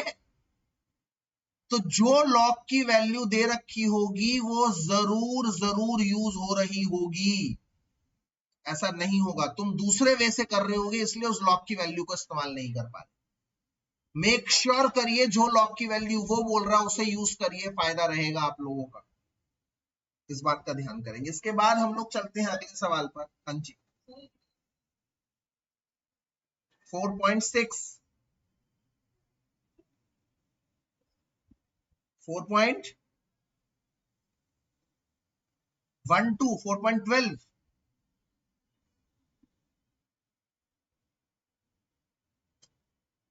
कहाँ है एग्जाम्पल 4.6 एक सेकेंड, अच्छा ओके समझ गया प्रेशर वाला, इस पे खैर आने ही वाला था मैं, चलो अच्छी बात है तुम अभी कर दिया। एग्जाम्पल 4.6 एक फरमाइश आ रही है, तो कह रहा है कि रिएक्शन है ब्ला ब्ला, बड़ी बात कह रहा था, following data were obtained during the first order thermal decomposition in 205, बड़ी बातें कर रहा है, टेबल बना दी। हमें तो टेबल से ही मतलब था, यही तो ढूंढ रहे थे हम। टाइम जब 0 था तो टोटल प्रेशर एटीएम में दे रखा है 0.5, ठीक है भाई, और जब टाइम 100 हो चुका है तो प्रेशर 0.512 हो चुका, ओके दैट्स इट, हमें और कुछ चीज से मतलब नहीं है। प्रेशर वाला क्वेश्चन अगर आएगा तो याद करके चलो कि वो फर्स्ट ऑर्डर का ही होगा, दिया हो ना दिया हो कोई फर्क नहीं पड़ता। कह रहा रेट कांस्टेंट निकालो, रेट कांस्टेंट मतलब के निकालना है, बस इतनी सी बात हमारे लिए जरूरी थी। हमने मील का पत्थर बना दिया और हमने शुरू कर दिया अपना काम। कैसे काम शुरू कर रहा है, सबसे पहले रिएक्शन बहुत जरूरी है ऐसे क्वेश्चंस में। रिएक्शन क्या है, रिएक्शन उसने दे रखी है 2N2O5 बन रहा है 2N2O4 प्लस O2, गुड। तो एट टाइम 0, जब टाइम 0 था उसने दे रखा है, तो हम मान के चल रहे हैं प्रेशर टाइम 0 पे क्या होगा, क्या प्रोडक्ट कुछ बना होगा, नहीं। तो अगर टाइम 0 पे कह रहा है प्रेशर 0.5 है तो वो सिर्फ और सिर्फ रिएक्टेंट का ही होगा, प्रोडक्ट का तो होगा ही नहीं। प्रोडक्ट तो यहाँ बना ही नहीं था, 0 होगा, यहाँ पे बना ही नहीं प्रोडक्ट, तो उसमें प्रेशर कैसे आ जाएगा। हाँ कुछ समय बाद एट टाइम 100, जब 100 सेकंड हो गए तो अब इसमें से कुछ रिएक्टेंट माइनस हो गया। अच्छा कितना रिएक्टेंट माइनस हो गया वो डिपेंड करता है इसके स्टोइचियोमेट्रिक कोएफिशिएंट पर। यहाँ पे 2 दिया हुआ है तो 2x माइनस, यहाँ पर अगर 1 दिया होता तो 1x माइनस होता, यहाँ पे 3 दिया होता तो 3x माइनस, मतलब माइनस कितना हो रहा है और वहां पर प्लस कितना हो रहा है प्रोडक्ट, वो उसके स्टोइचियोमेट्रिक कोएफिशिएंट पे डिपेंड करेगा। यहाँ पर x नहीं बनेगा 2x बनेगा क्योंकि 2 है, यहाँ पर x बनेगा क्योंकि O2 क्या है 1, तो सब कुछ उसके स्टोइचियोमेट्रिक कोएफिशिएंट में डिपेंड करता है। इसका मतलब एट टाइम 100 ये चीजें हैं, N2O5 कितना है इतना, N2O4 कितना है इतना, O2 कितना है इतना, और कह रहा है इस समय पर टोटल प्रेशर कितना है 0.512। तो देयरफॉर अगर मैं 0.5 माइनस 2x ये N2O5 का प्रेशर प्लस N2O4 का प्रेशर प्लस O2 का प्रेशर x, इन तीनों को प्लस कर दूं तो वो 0.512 होना चाहिए। यही तो कह रहा है स्टैटिस्टिक्स कि भैया 100 सेकंड में 100वें सेकंड में इतना प्रेशर है टोटल वेसल। तो टोटल वेसल का प्रेशर कितना है, ये प्रेशर प्लस ये प्रेशर प्लस ये प्रेशर, तीनों आइटम है, तीनों को ऐड कर दिया। तो यहां से x की वैल्यू आप देख लेंगे कितनी निकल रही है, x की वैल्यू निकल रही होगी मेरे ख्याल से, कितनी निकल रही है भाई, सॉल्व करो जरा इसको, सॉल्व करना पड़ेगा। -2x से +2x कैंसिल, x की वैल्यू आ गई हमारी 0.012, ये आ गई भाई x की वैल्यू 0.012 आ गई भाई सब प्रेशर। ठीक है, अब फार्मूला क्या होता है जल्दी से बता दो, फार्मूला क्या होता है जल्दी, वही फार्मूला जो उधर बताया था, क्या k is equal to 2.303 upon में t log, ऊपर आएगा p नॉट, इधर आएगा p, वही r नॉट बन गया p नॉट और वो बन गया p, इसमें कोई नई बात तो है नहीं भाई, वही पुरानी घिसी पिटी बात। ये मतलब शुरू का प्रेशर, ये मतलब जो प्रेशर बचा है। अच्छा शुरू का प्रेशर कितना है जल्दी बता दो, शुरू का प्रेशर कितना है भाई, शुरू का प्रेशर है 0.5, तो ये है 0.5। बाद का प्रेशर कितना है, बाद का प्रेशर है भाई 0.5 माइनस 2x, तो 0.5 माइनस 2x मतलब 0.5 माइनस 2 इंटू एक्स की वैल्यू 0.12 है, 0.476 ये है। तो फार्मूले में डाल दो k बराबर 2.303, समय कितना है 100, लॉग शुरू में कितना प्रेशर था 0.5, बाद में कितना है 0.476, इसको सॉल्व कर देंगे बस आंसर। जो एनसीईआरटी में दिया हुआ जरूरी बिल्कुल भी नहीं है वो आप उसको करें, 2pi माइनस पी ये सब चीजें करने की कोई जरूरत नहीं है, आप रिलैक्स रहिए, ऐसे सवाल करके आगे बढ़ जाइए फटाफट से। इसके अलावा 4.12 मुझसे पूछा जा रहा था, वो तो सिलेबस में नहीं है, 4.12 तो है ही नहीं कोई एग्जांपल भाई, अभी कोई बच्चा मुझसे पूछ रहा था 4.12, बैक एक्सरसाइज का 4.1, बैक एक्सरसाइज का 4.12 बेटा, बहुत इजी क्वेश्चन है बेटा, चलो कोई बात नहीं, इधर ध्यान से देख लो, ये भी उसी तरीके से करना है। एक्सपेरिमेंट 1 दे रखा है, ए की कॉन्सेंट्रेशन 0.1 है, फिर डैश है, फिर 0.4 है, फिर डैश है, उधर बी की कॉन्सेंट्रेशन, बिल्कुल उसी तरीके से करना है बेटा, ये सारे क्वेश्चन उसी तरीके से होंगे जो मैंने अभी अभी बताया था, जो मैंने अभी बताया था ना वो ऐसे एकदम इसी तरीके से करके देख लीजिएगा, नहीं आएगा तो कल पूछ लीजिएगा, सेम इधर ऐसा सेम 4 एक्सपेरिमेंट बन जाएंगे, चारों ऑर्डर बन जाएंगे, फिर दोनों को डिवाइड करके आंसर आ जाएगा एकदम सेम, बस अंतर इतना है यहाँ पर इसने खुद ही ऑर्डर दे दिया, ऑर्डर दे दिया कि ए के रिस्पेक्ट से है 1 और बी के रिस्पेक्ट से 0, इसका मतलब rate of reaction is equal to K, A की पावर रखोगे 1 और बी की पावर 0। एक बात बताऊं, शुरू में जो स्मार्ट बच्चा होगा ना वो कहेगा सर एक बात बताओ, मैंने कहा क्या, सर कहेगा भैया अगर रेट बी के रिस्पेक्ट से 0 है तो किसी की पावर 0 मतलब 1 है, तो इसको हटा ही दो ना सर यहाँ से, मैंने कहा हटा दो फिर और छोटा हो जाएगा तुम्हारे लिए क्वेश्चन, फायदे का सौदा तुम्हारे लिए है भाई, सब हटा दोगे, अब तो बहुत इजी हो जाएगा फिर ये क्वेश्चन। अब 3 चीजें निकालनी है, यहां मान लो x, यहां मान लो भाई, यहां बस।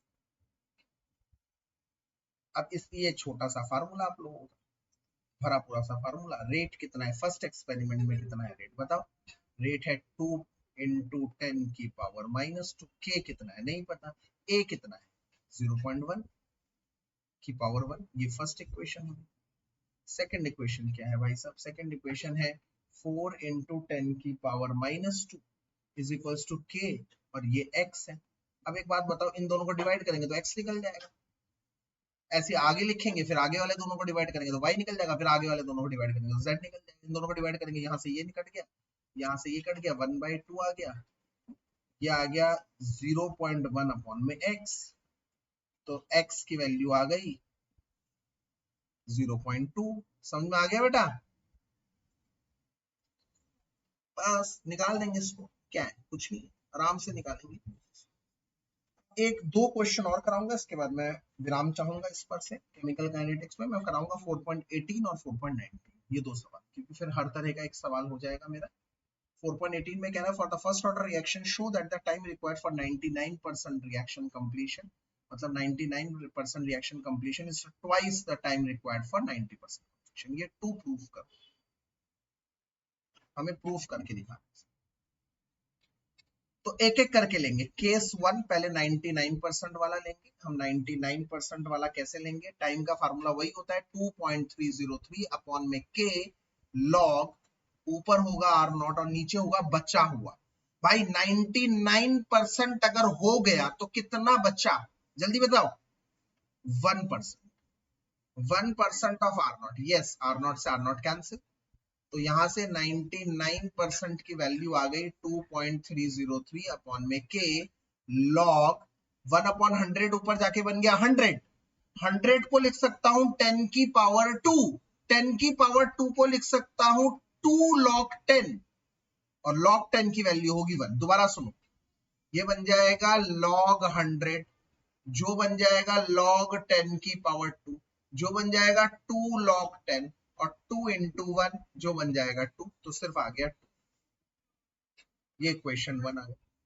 अब केस 2 को देखेंगे तो टाइम 90% निकालना पड़ेगा, और उसका फार्मूला होगा 2.303 अपॉन में k log r not upon में बचा कितना। अगर भैया 90% डिकम्पोज हो गया तो बचा 10% ऑफ ओरिजिनल r नॉट, 0 से 0 कट गया, तो ये बन जाएगा time 90% is equals to 2.303 upon में के, बस log 10 बन गया, log 10 रहता है 1।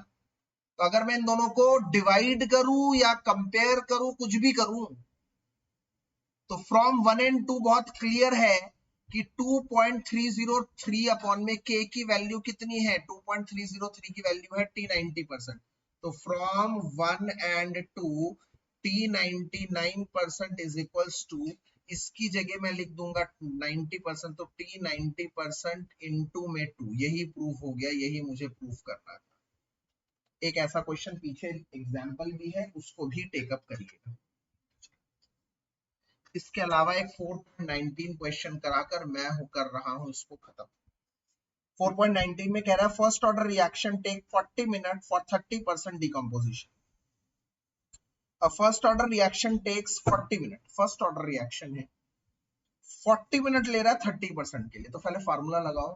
फार्मूला है 2.303 अपॉन में T log R naught by R, ये लिखा आपने सबसे पहले।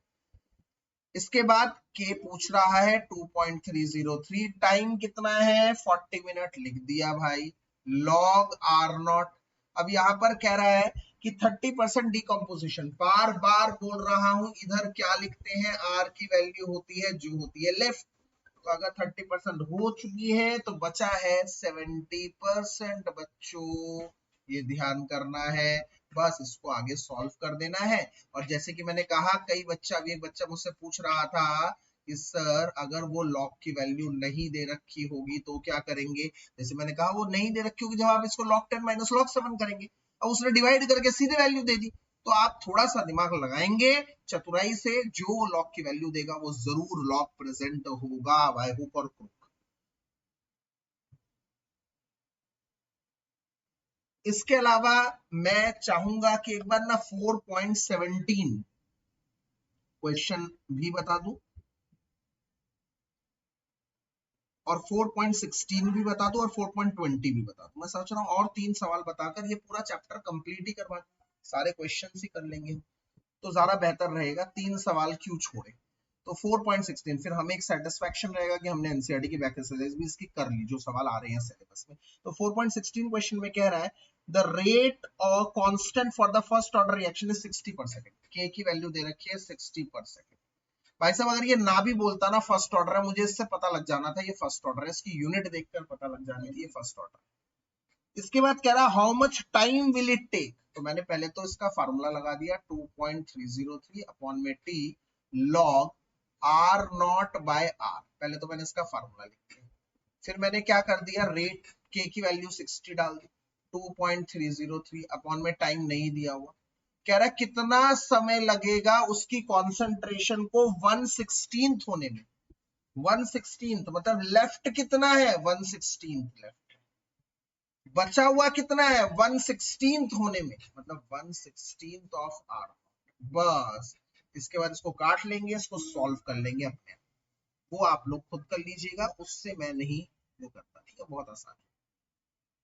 इसके बाद सीधे आ जाएंगे 4.17 क्वेश्चन पर भी। 4.17 अच्छा क्वेश्चन है, कह रहा है न्यूक्लियर एक्सप्लोजन हुआ है, एक प्रोडक्ट है 19 स्ट्रोंशियम, जैसे न्यूक्लियर एक्सप्लोजन हुआ है समझ गए आप, फर्स्ट ऑर्डर रिएक्शन है, उसका हाफ लाइफ दे रखा है 28.1, तो हाफ लाइफ 28.1 दे रखा है और उसका फार्मूला होता है 0.69 की, तो यहां से k की वैल्यू आ जाएगी 0.693 अपॉन में 28.1 और k का वैल्यू क्या होता है 2.303 अपॉन में t log r naught by r। अब ये क्वेश्चन बाकी क्वेश्चनों से है हट के, क्यों? क्योंकि इस क्वेश्चन में कह रहा है कि 1 माइक्रोग्राम एब्जॉर्ब हो चुका है, तो बताओ 10 साल बाद और 60 साल बाद कितना बचेगा। तो हमने केस 1 ले लिया जब टाइम 10 साल है और कह रहा है इनिशियल कॉन्सेंट्रेशन है 1 माइक्रोग्राम। हर बार क्वेश्चन में वो कभी भी आर नॉट नहीं देता था, इधर उसने आर नॉट दे दिया, कह रहा है इनिशियल कॉन्सेंट्रेशन 1 माइक्रोग्राम है। तो क्या करेंगे, तो पहले के की जगह रखेंगे 0.693 अपॉन में 28.1, फिर 2.303 अपॉन में टी, फिर लॉग ऊपर आर नॉट की जगह रखेंगे 1 और आर की जगह रखेंगे आर एज इट इज। अब क्या करना है बच्चों, कुछ नहीं करना, टाइम की जगह है 10, तो हम क्या करेंगे 0.693 इंटू 10 अपॉन में 28.1 इंटू में 2.303, उधर हो जाएगा log 1 माइनस log r। अब आपको पता है log 1 होता है 0, log 1 होता है 0, ये वैल्यू ध्यान रखना, 0.693 इंटू में 10 अपॉन में 28.1 इंटू में 2.303, ये 0 हो जाएगा, ये माइनस इधर आ जाएगा और ये बन जाएगा log r। तो भाई साहब इस क्वेश्चन में log उधर जाके बन जाएगा एंटी लॉग, माइनस का ये पूरा इज इक्वल्स टू r, तो जो भी एंटी लॉग की वो वैल्यू देगा वो लगा दोगे और आपका आंसर। इसके केस 2 में क्या करना है, 10 टाइम को 10 इयर्स की जगह रख देना है 20 इयर्स, ठीक है। हाँ आर नॉट तो 1 ही रहेगा बेटा, वो उसमें थोड़ी कोई परिवर्तन आ, उसमें कोई परिवर्तन। इसके बाद एक बार फटाफट से मेरा क्वेश्चन पढ़ लीजिए 4.20, फिर वो फाइनल क्वेश्चन होगा और फिर हम विदा लेंगे। 4.20 क्वेश्चन जरूर पढ़ लीजिए एक बार। सेम पहले की तरह ही क्वेश्चन है, जब टाइम दे रखा है 0, 360, 720 और प्रेशर दे रखा है 35, 54 और 60, ठीक है। और रिएक्शन क्या दे रखी है इसमें, रिएक्शन बहुत जरूरी है। अच्छा मैं ये क्वेश्चन क्यों करवा रहा हूँ, उसका रीजन पता है क्यों। अब ये क्वेश्चन लास्ट है, इसके बाद कोई क्वेश्चन नहीं कराऊंगा क्योंकि सारे क्वेश्चन हमने पॉसिबल टाइप के कर लिए। मैं सीधे अमाइंस पे जाऊंगा और कुछ ना कुछ कन्वर्जन जरूर करूंगा। आज टाइम भी बहुत ज्यादा हो रहा है, हालांकि हमने सोचा नहीं था ज्यादा हम लेंगे। चलो इसके बाद कह रहा है कि रिएक्शन क्या है, रिएक्शन में ना मैं क्यों करवा रहा हूँ ये क्वेश्चन, टिपिकली इसलिए क्योंकि उसमें रिएक्शन दी नहीं हुई। इसमें कह रहा है एजो आइसोप्रोपेन बन रहा है हेक्सेन और नाइट्रोजन, एजो आइसोप्रोपेन बन रहा है हेक्सेन और नाइट्रोजन। अब आपको एक बात बताना चाहता हूं बच्चों, क्या कि यहां पर आपको पता ही नहीं है आइसोप्रोपेन क्या होता है। कोई बात नहीं है भाई, टेंशन नहीं है, सिंपल करेंगे। टाइम इज इक्वल टू 0, जो भी प्रेशर था आपको पता है वो इसी का प्रेशर है, ये तो 0 0, ये तो बने ही नहीं। और जब टाइम हुआ 360, ये केस 1 है, केस 1, ये केस 2 है, दो केस होंगे इसमें, ठीक है। जब केस 1 टाइम 360 है तो यहाँ 35 में से कुछ माइनस होता है x। अब आप कहेंगे सर ये तो कितने x माइनस होते हैं वो डिपेंड करते हैं यहाँ पर कितने मोल्स है। तो भाई जब पता ही नहीं है तो इसका मतलब बाय डिफॉल्ट ये समझ लीजिए रिएक्शन में एक एक एक मोल ही होगा। इसका मतलब जब भी वो ऐसा देगा तो आप मान के चलिएगा वो एक ही होगा, तो माइनस एक्स होगा, ये x होगा, ये x होगा। और कह रहा है इस समय पर टोटल प्रेशर कितना है 54। तो इस समय पर प्रेशर किस किस की वजह से है, एक है इसकी वजह से, एक है इसकी वजह से, एक है इसकी वजह से। तो इन तीन आइटम मौजूद है और टोटल प्रेशर कितना है 54। तो यहां से आप इसकी वैल्यू निकाल लेंगे, x मेरे ख्याल से 19 आ जाएगा। और फिर फार्मूला वही लगाएंगे, इनकी कोई बात नहीं करेंगे। 2.303 अपॉन में t log p0 अपॉन में p, ठीक है, बिल्कुल वही फार्मूला लगाएंगे। 2.303 टाइम की वैल्यू कितनी है 60, 360 लॉग p0 मतलब जो शुरू में था इनिशियल कितना था 35। ये मतलब लेफ्ट जो बचा हुआ है कितना 35 माइनस एक्स, 35 माइनस 19 कितना हो गया 35 माइनस 19 भाई